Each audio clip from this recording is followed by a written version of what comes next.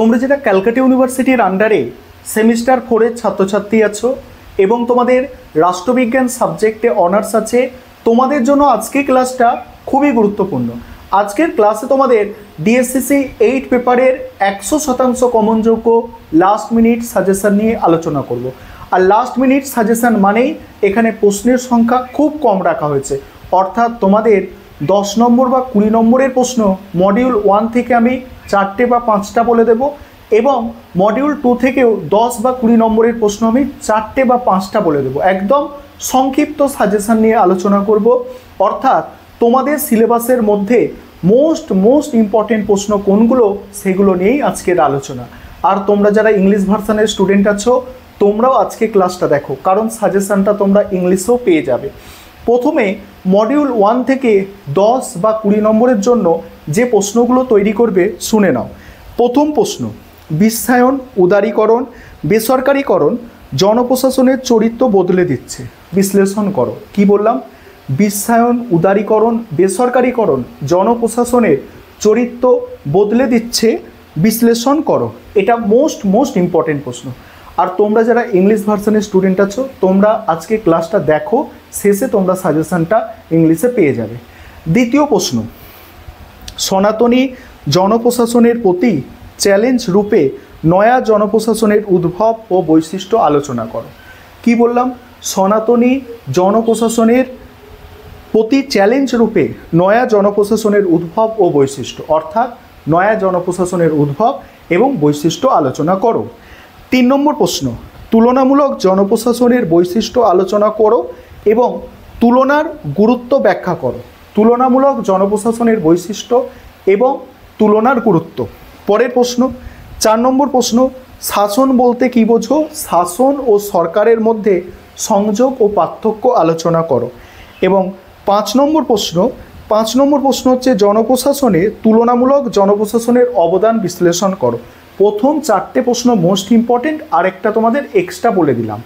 এবারে মডিউল 2 থেকে 10 এবং 20 নম্বরের জন্য যে প্রশ্নগুলো তোমরা তৈরি করবে ভালো করে শুনে নাও। প্রথম প্রশ্ন, সিদ্ধান্ত গ্রহণ বলতে কী বোঝো? প্রশাসনের সিদ্ধান্ত গ্রহণ অপরিহার্য, যুক্তিসহ আলোচনা করো। দ্বিতীয় প্রশ্ন, রিক্সের প্রিজমেটিক মডেল। এটা হচ্ছে একদম মোস্ট ইম্পর্টেন্ট প্রশ্ন। রিক্সের প্রিজমেটিক মডেল জনপ্রশাসনের নতুন বিশ্লেষণ ধারার সূচনা করে, ব্যাখ্যা করো। রিক্সের প্রিজমেটিক মডেল জনপ্রশাসনের নতুন বিশ্লেষণ ধারা সূচনা করে, ব্যাখ্যা করো। 3 নম্বর প্রশ্ন, জননীতির গুরুত্ব ও বাস্তবায়ন প্রক্রিয়া আলোচনা করো। জননীতির গুরুত্ব ও বাস্তবায়ন প্রক্রিয়া আলোচনা করো।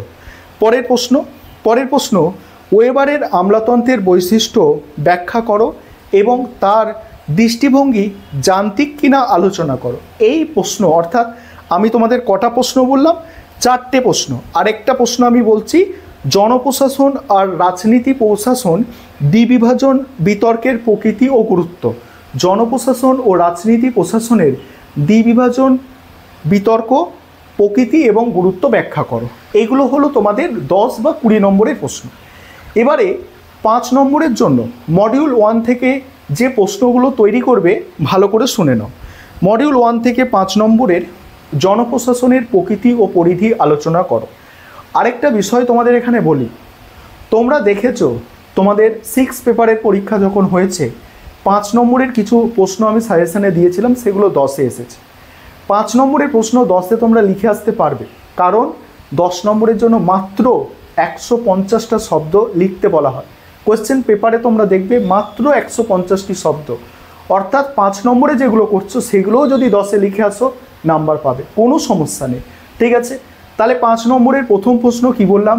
জনপ্রশাসনের প্রকৃতি ও পরিধি আলোচনা করো। দ্বিতীয় প্রশ্ন, জনপ্রশাসনে কর্মধারা এবং কর্মীবৃন্দ। জনপ্রশাসনে কর্মধারা ও কর্মীবৃন্দ সম্পর্কে আলোচনা করো।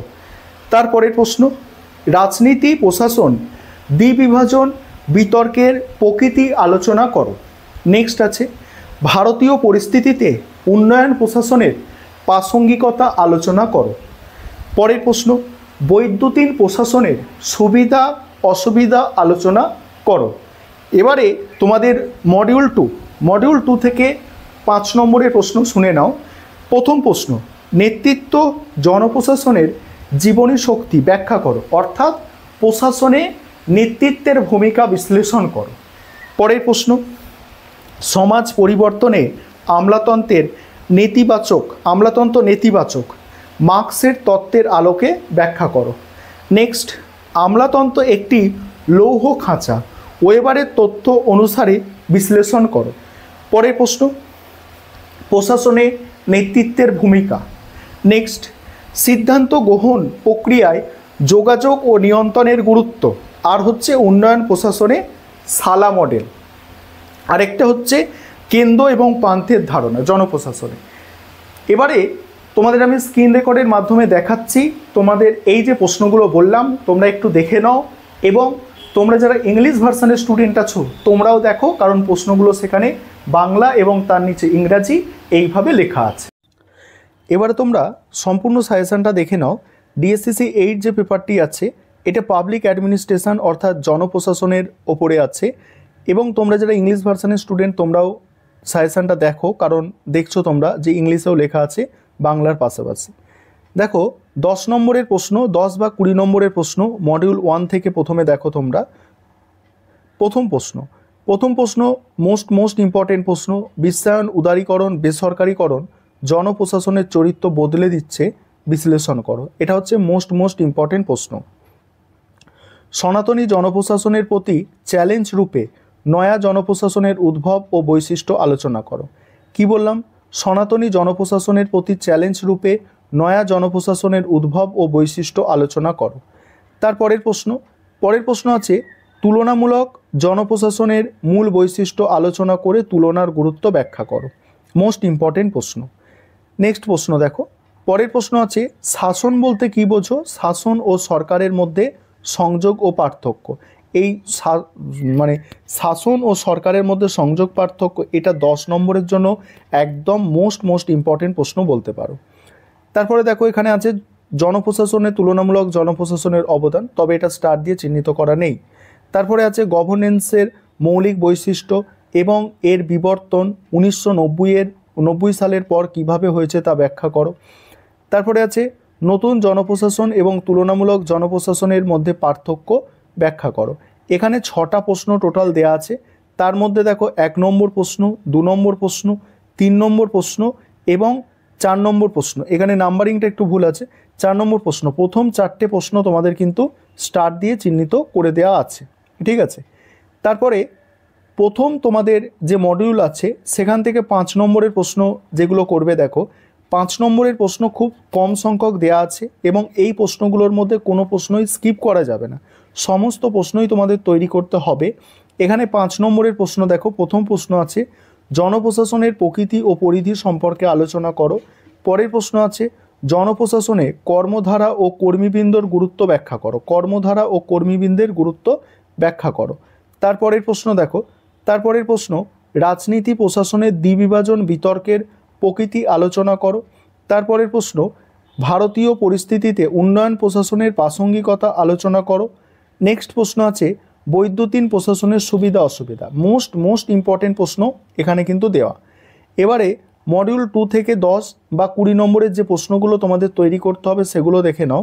প্রথম প্রশ্ন আছে সিদ্ধান্ত গ্রহণ বলতে কী বোঝো? প্রশাসনের সিদ্ধান্ত গ্রহণ অপরিহার্য, যুক্তিসহ আলোচনা করো। তারপরের প্রশ্ন রিক্সের প্রিজমেটিক মডেলে জনপ্রশাসনের নতুন বিশ্লেষণ ধারার সূচনা করে ব্যাখ্যা করো। পরের প্রশ্ন জননীতির গুরুত্ব ও বাস্তবায়ন প্রক্রিয়া আলোচনা করো। তারপরের প্রশ্ন দেখো জননীতি তত্ত্বের মডেলের গুরুত্ব ও মূল মডেলগুলি সংক্ষিপ্ত আলোচনা করো। এটা যদিও স্টার দিয়ে চিহ্নিত করা নেই।